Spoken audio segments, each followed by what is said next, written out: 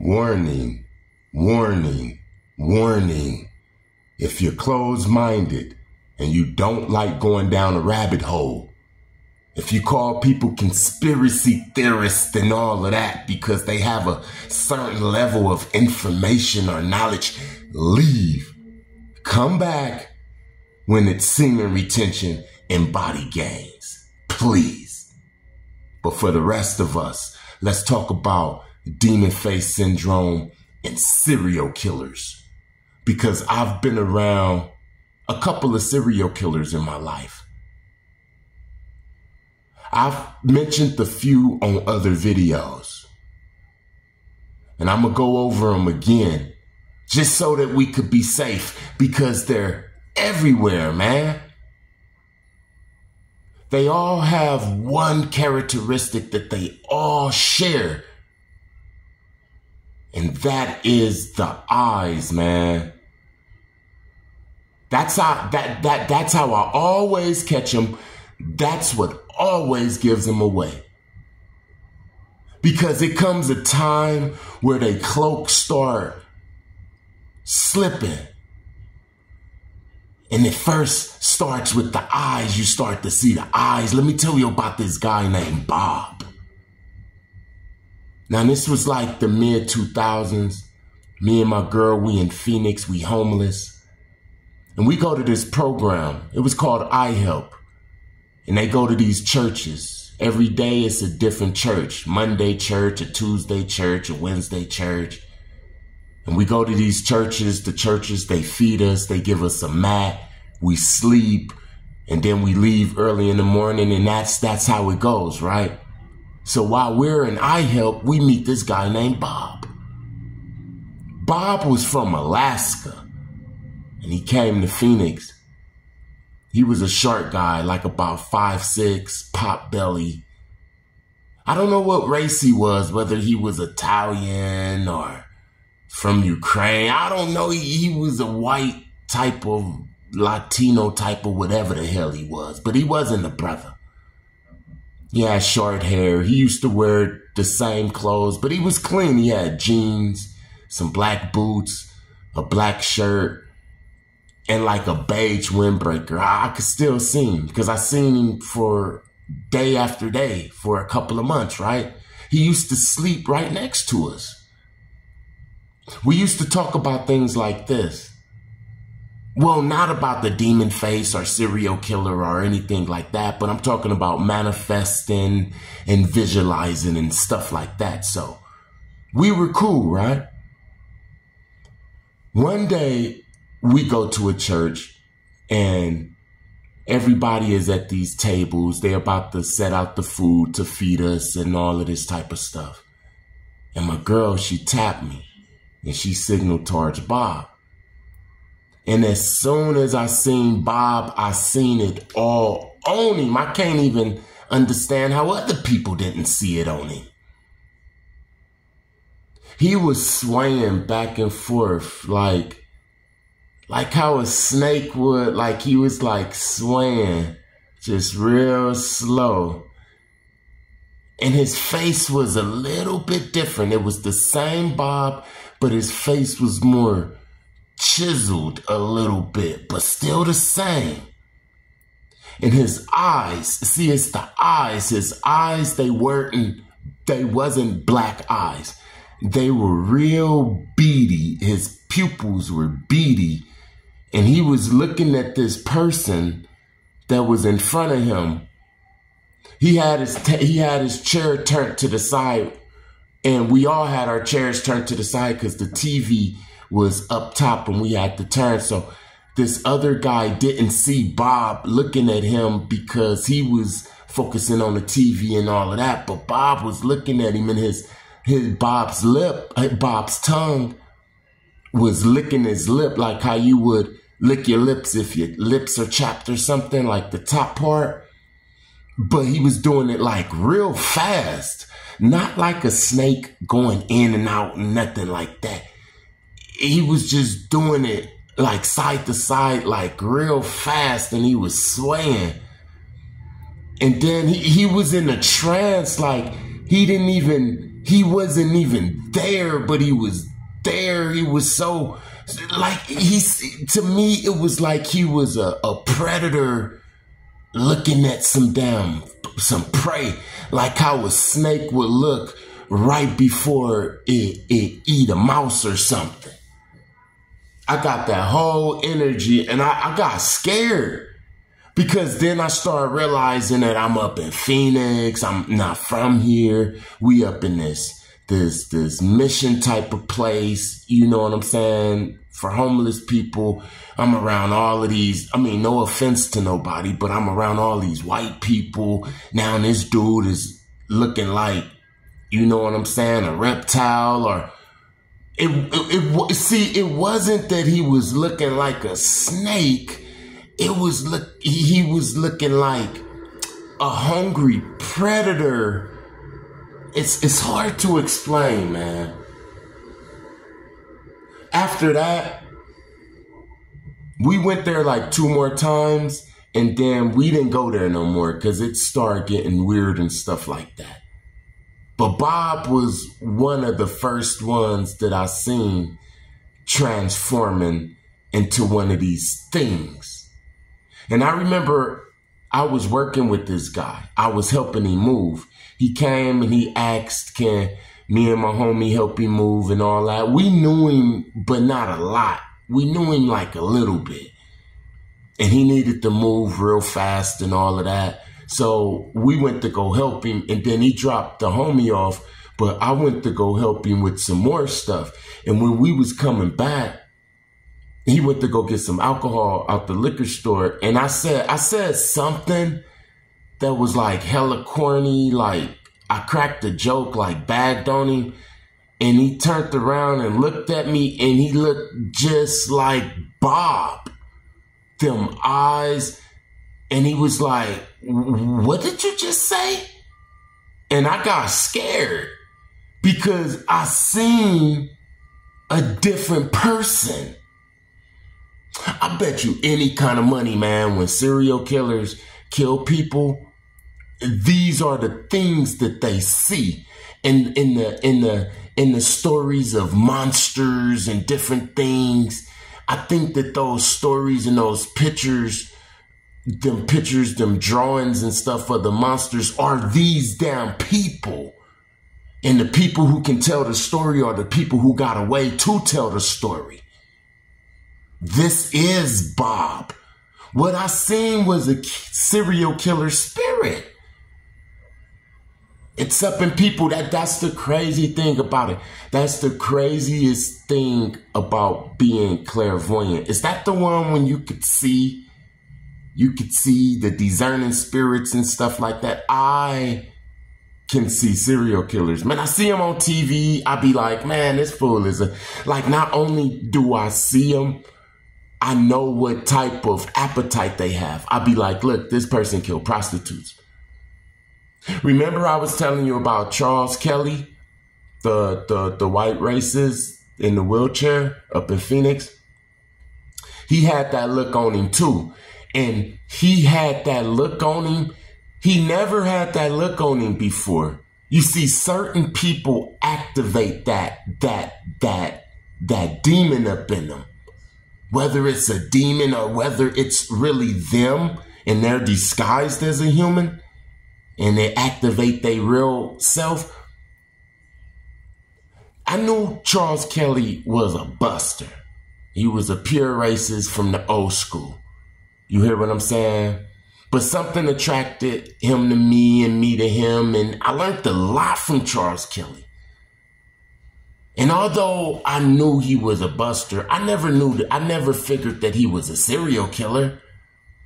Until this prostitute came, right?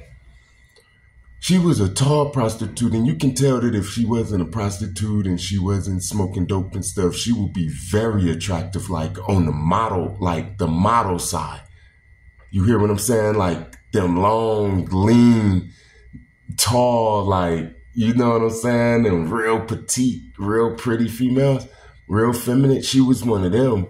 And she was cool. She used to talk to herself a little bit. But she used to give us our space and stuff like that. And one day she came by and I'm talking to Charles and I'm like, yeah, you feel what I'm saying, man? You feel what I'm saying? Because usually he'll be like, yeah, I understand what you're saying. But he wasn't saying it. And she's walking by. So I looked at her, then I looked at him, and he was looking at her like, Bob. You feel what I'm saying? He was doing the swaying in his wheelchair, licking his lips, looking at her. And I'm like, hey, Charles. And he up in the trance looking at her. And it's like he broke up out of it with the blinking and everything, man. I seen this with my own two eyes. And I'm like, oh, this dude is a serial killer. He killed black prostitute women, man. I'm knowing, man. I got the gift, bro. I'm not finna just sit up here and just talk all this stuff for no damn 45 cents a day, because that's what YouTube is paying me as of now for the monetizing. So anybody out there hating, he ain't gotta hate, man. I'm only making 45 cents a day, boy, with YouTube. So look, to add insult to injury, when he snapped up out of it, he said, I can't deal with this, man. And I'm like, what? And he said, these effing prostitutes. And he bit down and he hit down on his wheelchair. And I'm like, oh, he got a hate for the black prostitutes. Man, I was praying for that. I was praying for that girl. I pray for a lot of people, man, because these fucking things is around us, man. You hear what I'm saying? And I hate them, man. I hate them. They bloodthirsty, man. Listen. Well, let me finish up with Charles real quick. Charles, every time me and Charles was talking, he didn't go into the predator mode like Bob, but every time he see her, he'll bite down on his teeth and be like, oh, and I'd be like, Charles, hold on, man. I mean, you grown, you're like 60 something years old. You can't put that behind you, whatever you got for her. And I know she didn't do anything to you. Like, I know. You feel what I'm saying? So what is it in you? And I'm thinking like, oh, I picture like a 30-year-old Charles back when, white people was running the show, like back in the 80s or something. The hate that he had for her, just imagine if he could get away with it, man. You know what he did. I could see a fucking murderer, man. Excuse my language, man, but I hate him. I could see him, and that's why they always wanted to get me, because I could see him. I could literally see him, man. Now in the same apartment building. The same apartment building, man. Up in Phoenix. This was April Fool's Day. I said it in another video. We just had our twin boys up in December. And it's April. It's the next year. And they still babies. Real little, right? And they still got that fresh little baby smell. They got the soft spot and all of that, right? The whole house smell like baby, right? And my girl come in and she getting all of the groceries and stuff out the car and all of that type of stuff. And she tell me that there's a weird guy in the parking lot, and he was asking her for something. And I'm like, what was he asking you for? And she was like, for something like a cup of water or like something like that, some ice or something. Like, he didn't know, like he expected her to know what he wanted, right? And she was like, I don't know. So as she telling me this, he hit the corner and she's in the doorway. So he see her and he like, oh, okay. And he come up to her and I'm behind her. And then she move out the way and now it's just me and him. And he like, hey, what's up, man? You got something for me? And he's trying to look over my shoulder. in my house and stuff like that, right? And then he pull out a big wad of money, right? And then I'm like, whoa, hold on, like, what's up? He's like about 50 years old, I say, 55. He got gray hair, more gray hair than black hair. And he's clean shaved. He seems like he's from Scottsdale or something. Scottsdale is like the rich part of Phoenix. You know, he looked like a contractor or something. You know, really clean shave and tucked in shirt with the, you know, belt and all of that. Totally out of his element. I'm on Van Buren Street. You hear what I'm saying there? 24th Street on Van Buren. If you Google that, you would know right where the hell I was. And I'm like, nah, man, you know, like, I don't know what you're talking about. And then she come up in and I close the door like, all right. And then I look and this fool looking in my window, like literally looking, and he hitting it. He hitting it hard. So I got what I needed to get, and then I opened up the door really aggressively, like, hey, man, you better get up out of here, man. And he was like, come on, man. I need it. And he started looking like Bob. He was starting to look like Bob. And something in me started getting that scared. See, for now, I don't. Now they bet not. But back then, it used to always make me nervous and really supernaturally scared when I see them start to transform. So I started getting scared because it's like a death feeling that surrounds that. You feel what I'm saying? It feel like something or somebody is about to die or something. And I'm like, hey, man. And then I let him see something. And that's when he stopped looking like Bob, and he got scared and he like jumped back. But he was still trying to come. This is the craziest thing, man.